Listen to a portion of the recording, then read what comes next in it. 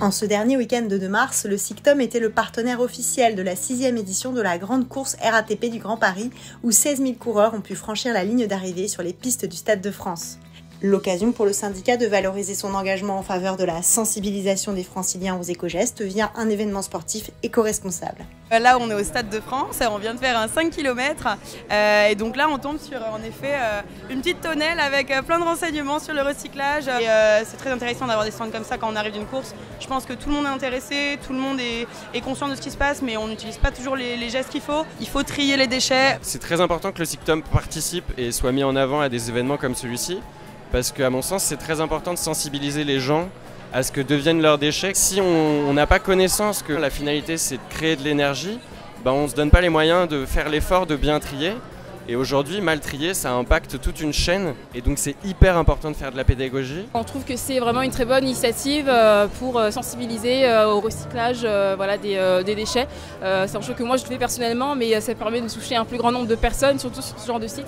8 coureurs avaient même gagné leur dossard grâce au SICTOM. Je viens actuellement de finir le semi-marathon en 1h44 grâce au jeu concours de SICTOM. Donc j'ai eu l'opportunité de remporter cette place et de pouvoir participer à cette course. Une course pour les enfants a également permis à l'équipe du SICTOM de s'adresser à un public familial, curieux d'en apprendre plus sur le traitement des déchets ou de réviser ses gestes de tri. J'espérais ne pas me tromper, mais j'ai quand même appris où positionner un déchet que je mets actuellement au mauvais endroit. Il s'agit du papier essuie-tout. Je faisais une différence entre le propre et le sale, mais on me dit que dans tous les cas, si on a un composteur, on peut le mettre au compost. Si on n'a pas de composteur, il faut le mettre dans la poubelle usuelle.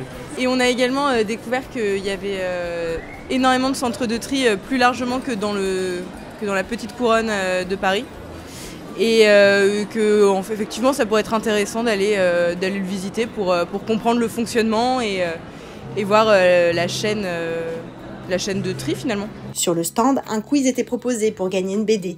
488 bulletins ont ainsi pu être récoltés. Que peut-on déposer dans les bacs de tri? Les briques, pas les piles, les canettes, les pots de yaourt et pas le papier essuie-tout. Pendant que 10 éco-animateurs allaient à la rencontre des visiteurs, 39 agents du SICTOM relevaient le challenge des différentes courses allant du 5 km au semi-marathon. C'était une très belle course, c'était un bon moyen pour se retrouver entre collègues, c'est un peu se dépasser ensemble. En plus l'arrivée au Stade de France, c'est vraiment sympa. Faire cette course du coup sous les couleurs du SICTOM qui quand même transmet des valeurs avec lesquelles je suis carrément en accord, tout ce qui est préservation des ressources. C'est quelque chose, c'est un vrai plus. Un bon endroit pour un peu sensibiliser par rapport aux déchets, on le voit notamment au niveau des ravitaux, pour les déchets alimentaires, les gobelets, et c'est de trier, recycler.